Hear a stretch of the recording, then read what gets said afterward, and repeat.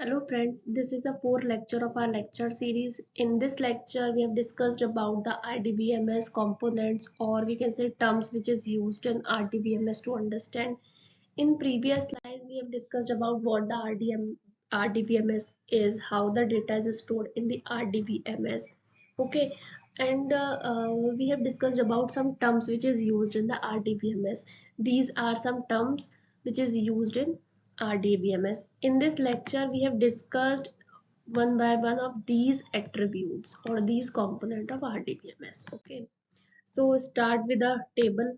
Table is also known as relation because all the data of the RDBMS is stored in the form of rows and columns, or we all are know that the uh, table is a collection of rows and columns.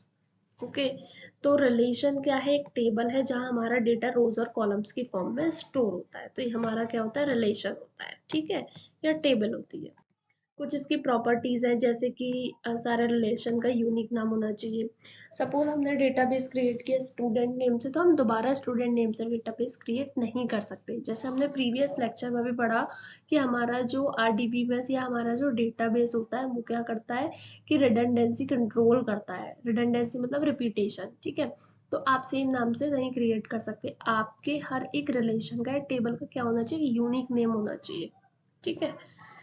कोई भी duplicate value contain नहीं करेगा। Tuple, tuple को हम बोलते हैं रो, ठीक है। रो रिकॉर्ड, आगे आने वाली स्लाइड्स में हम पढ़ेंगे कि रो क्या होती है, इसकी क्या प्रॉपर्टीज है। ओके, कोई स्पेसिफिक ऑर्डर नहीं होता रो में वैल्यू इंसर्ट करने का। ऐसा नहीं है कि पहला डेटा आपको पहले ही रो में इंसर्ट करना है। अगर आपका मन है कि आप उसको 4 रो बाद इंसर्ट करो तो आप 4 रो बाद भी इंसर्ट कर सकते हो। जरूरी नहीं है कि एक सीरियल में आप मतलब सॉर्टेड ऑर्डर में करो। It's up it's totally depend on the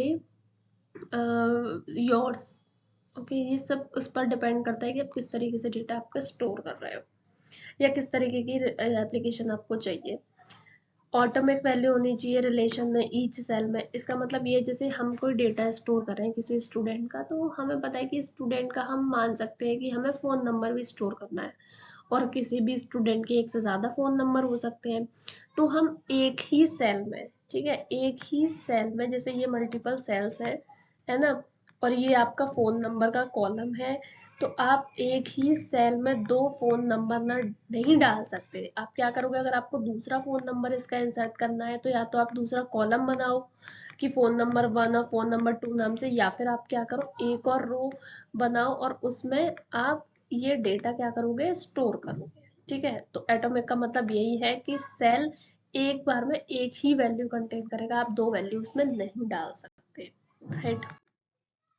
now second is record और टपल, और it is also known as row, ठीक है। अब जो हमारी हॉरिजॉन्टल एंटिटीज होती हैं या एंट्रीज होती हैं टेबल में, उसे हम रो कहते हैं, ठीक है। क्या है?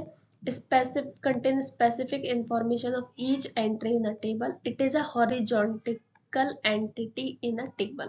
तो ये क्या है? आपकी रो है, ठीक है।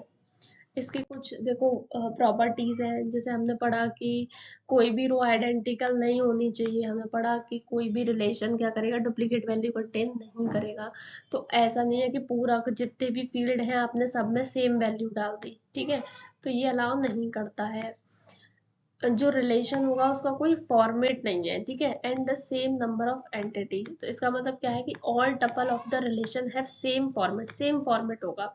अगर आपने इंटीजर वैल्यू डालनी है तो आपने इंटीजर वैल्यू ही डालनी है, अगर आपने टेक्स्ट वैल्यू डालनी है तो आपने टेक्स्ट वैल्यू ही डालनी है, ठीक है। इसके बाद क्या है? The order of the tuple is irrelevant. जैसे पहले बोला कि जरूरी नहीं है कि आप सॉर्टेड ऑर्डर में ही डेटा स्टोर करो, आप जैसा चाहे वैसा डेटा स्टोर कर सकते हो, कोई डिस्ट्रैक्शन नहीं है। Next is column. Column is also known as attribute. Vertical entity of a table is known as column. ठीक है. A column is a vertical entity in a table which contains all information associated with a specific field in a table. ठीक है. जैसे name है, name क्या है? आपका column है। अब जो वर्टिकल एंटिटी है इसमें क्या होगा? इस कॉलम में नेम ही नेम रहेंगे, तो ये चीज होती है आपकी कॉलम और एट्रीब्यूट। कुछ प्रॉपर्टीज हैं इसकी कि रिलेशन में एट्रीब्यूट का कोई ना कोई नाम होना चाहिए। अगर आपने कोई टेबल क्रिएट करी है तो आपको एट्रीब्यूट का नाम डालना ही पड़ेगा। आप ऐसा नहीं कर सकते कि आपने ब्लैंक छोड़ दिया और नीचे रोज में या कॉलम में और आप एंट्रीज डाल रहे हो, तो ये गलत होगा। ठीक है। नल वैल्यू आप परमिटेड, मतलब अगर जैसे हमें कोई डेटा नहीं पता है तो हम ब्लैंक भी छोड़ सकते हैं या उसको नल भी स्पेसिफिक वैल्यू डाल सकते हैं। ठीक है। Default value can be specified for an attribute automatically inserted if not other value specified for an attribute. Okay. Attribute that uniquely identify each relation is a each tuple of a relation are primary key. Keys के बारे में हम आगे आने वाले lecture में पढ़ेंगे, different different keys होती क्या है, बट यहाँ भी प्राइमरी की का कॉन्सेप्ट आया है तो मैं बता देती हूँ। अगर हमारा कोई भी डेटा है, ठीक है, जैसे स्टूडेंट का डेटा है अपने पास, हमारे पास सिर्फ इनरोलमेंट नंबर है। ठीक है। तो हम क्या कर सकते हैं, इनरोलमेंट नंबर की क्वेरी डालकर आप पूरा का पूरा इसका रिकॉर्ड आइडेंटिफाई कर सकते हो, है ना। तो रोल नंबर अकेले ही पूरा वैल्यू आइडेंटिफाई कर पा रहा है, तो ये हमारी क्या हो जाएगी, प्राइमरी की। अगर हम नेम की बात करें, नेम को अगर हम प्राइमरी की बनाते हैं तो जरूरी नहीं है ना कि एक ही बच्चा हो एक नाम का, डिफरेंट डिफरेंट स्टूडेंट भी हो सकते हैं, तो हम सिर्फ नाम से यूनिकली आइडेंटिफाई नहीं कर सकते किसी रिकॉर्ड को, तो वो प्राइमरी की नहीं होगी। ठीक है। इनरोलमेंट नंबर आपको पता है कि इनरोलमेंट नंबर स्टूडेंट का चेंज नहीं होता, सेम रहता है, तो हम इनरोलमेंट नंबर से सारा कुछ आइडेंटिफाई कर सकते हैं, राइट। डेटा आइटम और सेल, ये जो आपकी वैल्यूज है, जैसे अजीत है, 24 है, अन है, ठीक है, ये सब क्या है, सेल है, वैल्यूज है। तो smallest unit of data in a table in the individual data item. ठीक है। तो वो क्या होता है आपका सेल और data item is stored at the intersection of tuple and attribute. tuple and attribute के इंटरसेक्शन पर जो वैल्यू स्टोर होती है, कौन सी वैल्यू स्टोर है, ये वन स्टोर है, तो ये आपकी क्या है, सेल। ये क्या है, सेल। ठीक है। डेटा आइटम और ऑटोमेटिक होने चाहिए, पहले भी बोला था कि एक सेल एक ही वैल्यू कंटेन करेगा, आप एक सेल में दो वैल्यूज नहीं डाल सकते। Data item for an attribute should be drawn from the same domain का होना चाहिए। ठीक है। This is all about some terms of the relational database model. In next lecture we have discussed more of the component which is remaining. Okay, thank you.